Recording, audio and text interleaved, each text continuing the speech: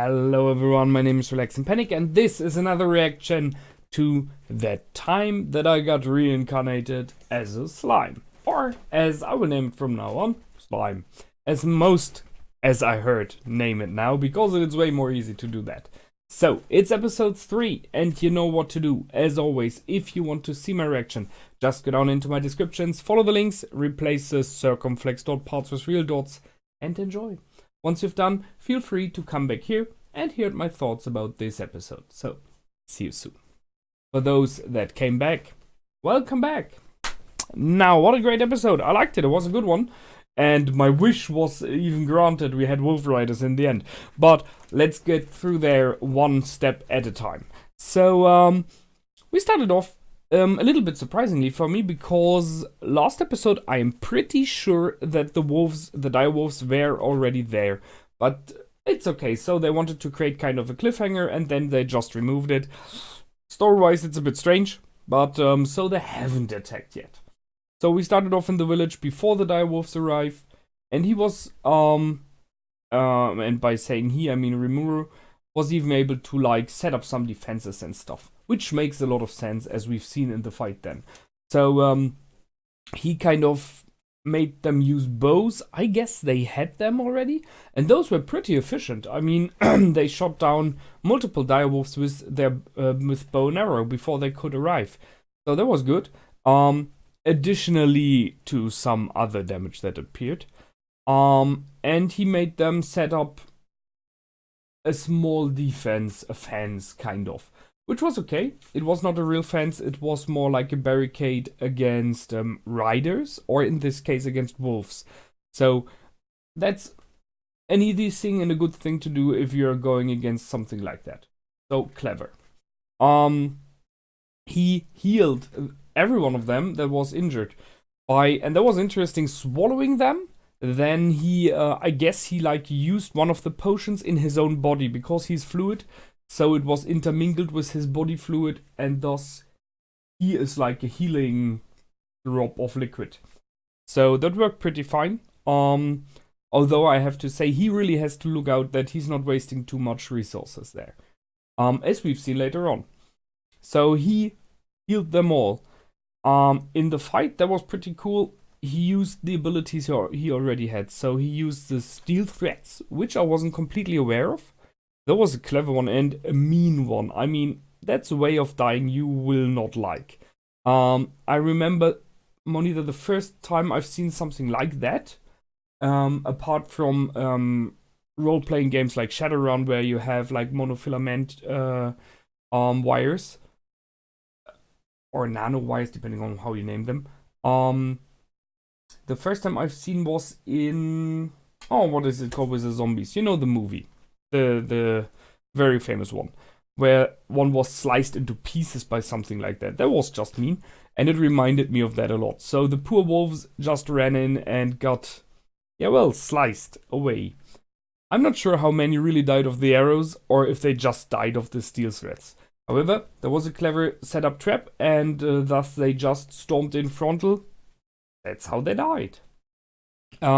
Which brings me to the direwolves. So they're intelligent beasts, not just mindless creatures. Their leader wanted to set up like an area of domination where his pack is the one in control. So that's why the goblins had to go, because they're living there. So makes sense. And he's intelligent, and that would have made him a way worse enemy if he would have kept like a cool head and checked and scouted what's going on when he realized his pack is about to die.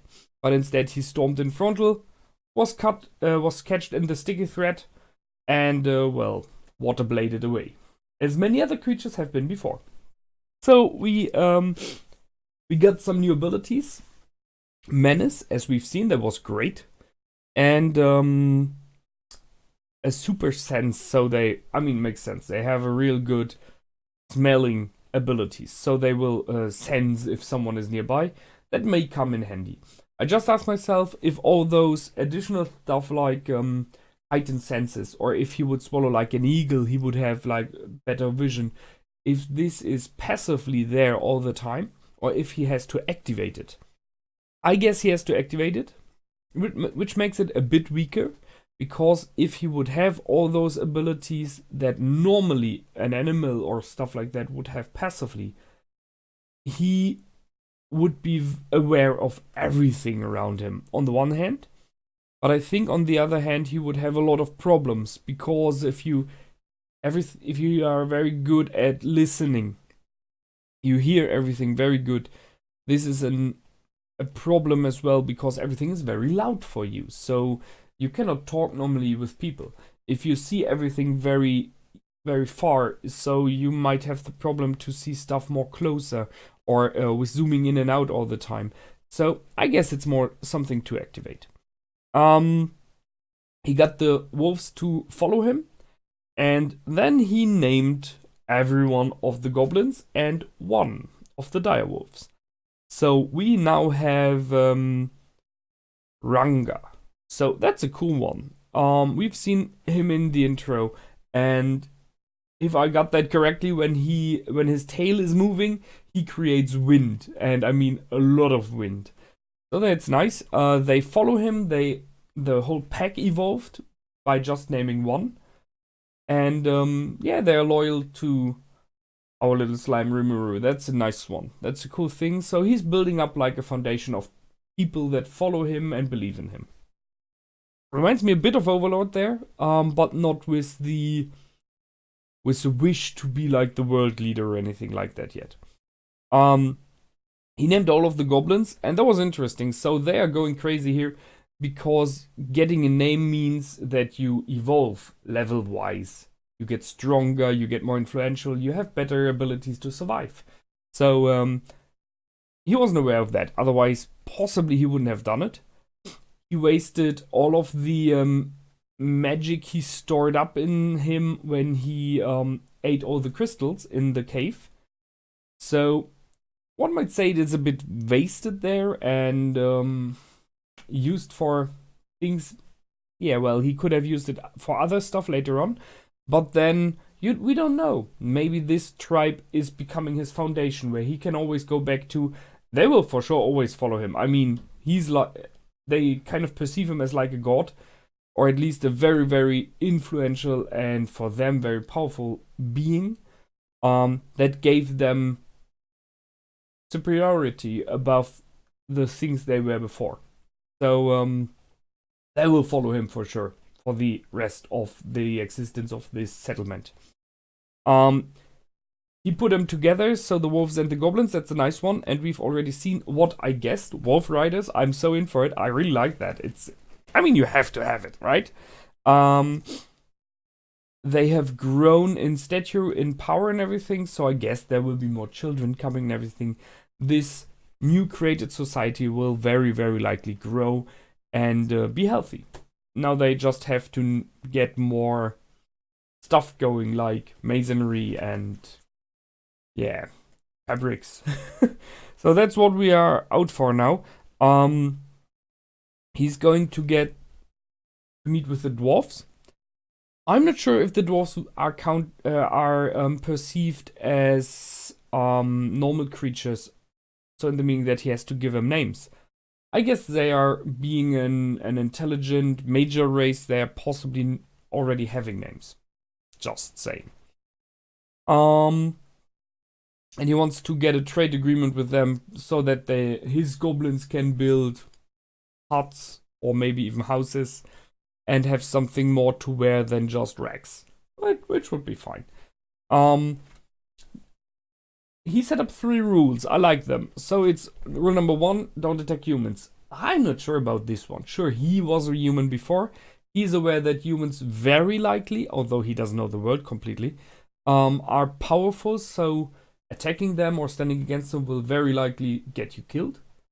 So that's, if that is true, what he thinks, a good rule, a clever rule, because it will hopefully make sure that the goblins survive. The second rule, don't belittle others. It's a nice one. That's just diplomatic and empathic and charismatic, you know?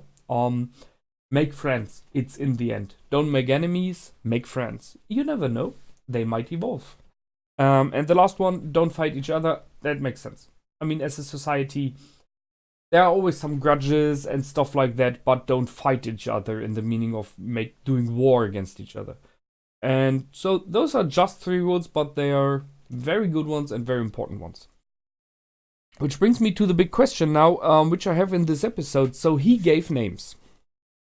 I know that he got his name from Veridora, from the Storm Dragon. So the Storm Dragon named him. And by doing so, we could see that he kind of evolved and got abilities as well. So I'm pretty sure not everyone can name everything. I'm pretty sure not that like a normal human or possibly a dwarf cannot go into this village and name one of the goblins and thus the goblin evolves. Just guessing. What is needed to be able to do that? I mean, Veridora is perceived as a god. So the goblins, I think, said something like that. The direwolves said as well. And I remember that we have seen these humans in the last episode who were talking about Veridora as well. So he is perceived as a god, thus he's possibly able to name things and people. Makes sense, being a god. Did he give this ability, this power to Rimuru as well? I mean, like, I take you into my family. He gave him his name. They're both Storm. So maybe that's why. Which would lead to the question, thus he gave his name to Ranga, if Ranga is able to do it now as well. Or is everyone able to? Who is of a level, of a specific level in this world, if you know what I mean. That's something I'm waiting for to see. Because if so, then you really have to watch out what you're doing. If everyone can do it, then there's like a little kid going around playing with some pebbles. And then there's a frog coming by and she's like, oh, you're a cute frog, I will name you Froggy. And then Froggy evolves and eats the village. Would be bad, you know. Just saying. It was a good episode. I really like it. And next time, dwarves. I'm always in for dwarves. They have cool beards, so that's fine for me. That's it from me this time. As always, feel free to comment, like, and subscribe. My name is Relax and Panic. Goodbye and out.